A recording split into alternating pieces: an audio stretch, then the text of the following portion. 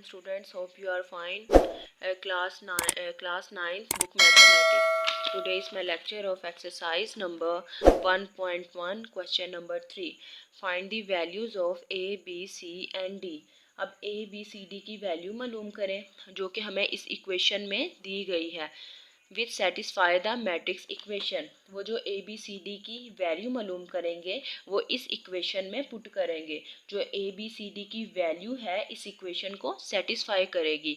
अब इसमें वो क्या कह रहा है कि हमने ए बी सी डी की वैल्यूज़ को मालूम करना है. अब ये हमारे पास ये देखिए तो मिड में क्या है, इक्वल का साइन है. दो मैट्रिक्स इस वक्त बराबर होते हैं एक तो ऑर्डर एक जैसा हो. अब देखिए यहाँ पे एक one row one row one row one row, it means के हमारे पास टू रोज, यहाँ पे भी टू रोज टू कॉलम, तो ये हमारा ऑर्डर जो है इक्वल है. अब क्वेश्चन नंबर 3 में देखें.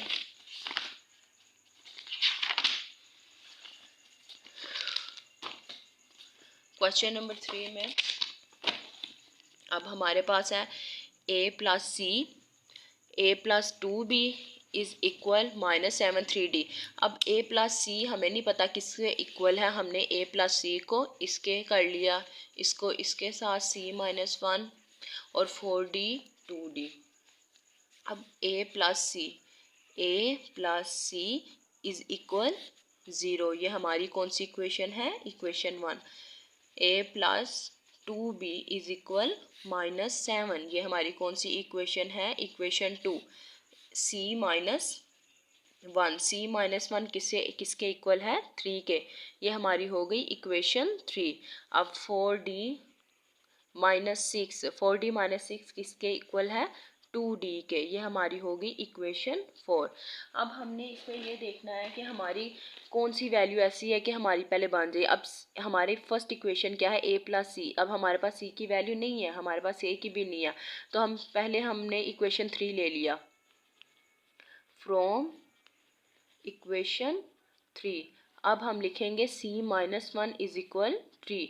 c यहीं रहेगा, 3 ये नेगेटिव साइन था, यहाँ के पॉजिटिव हो गया, तो c इज इक्वल 4. अब हमारे पास c की वैल्यू आ गई है बेटा. अब c की वैल्यू को हमने क्या करना है, इक्वेशन 1 में पुट करना है. From equation 1. अब इक्वेशन 1 मेरे पास क्या है, a plus c is equal 0. अब इक्वेशन 1 में हमने क्या पुट करना है, पुट c इज इक्वल 4. अब a प्लस बेटा हमारे पास c की क्या वैल्यू है, 4 इज इक्वल 0. अब a इज इक्वल टू ये प्लस है, ये नेगेटिव हो गया. अब हमारे पास a की वैल्यू आ गई है, तो a अब ये सेकेंड इक्वेशन में हमारे पास a है. From equation 2. अब इक्वेशन 2 क्या है, a plus 2b is equal -7. अब हमारे पास a की क्या वैल्यू है, हमने पुट क्या करना है, पुट a इक्वल -4. अब हमने -4 a में क्या पुट करना है, -4 प्लस 2b इज इक्वल -7.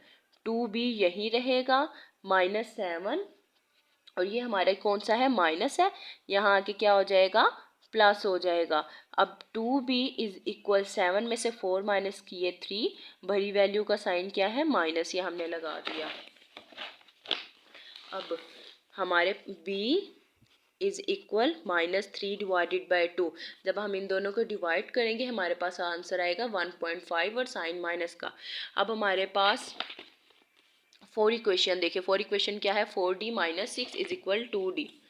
तो ये हमारे पास हो जाएगा 4d माइनस 6.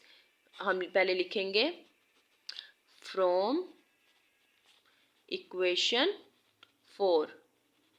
अब 4d minus 6 is equal 2d.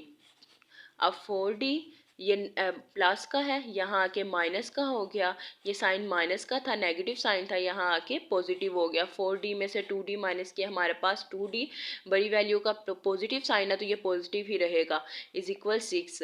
अब d is equal to 6 divided by 2, 2 3 ज़ा 6, d इज इक्वल 3.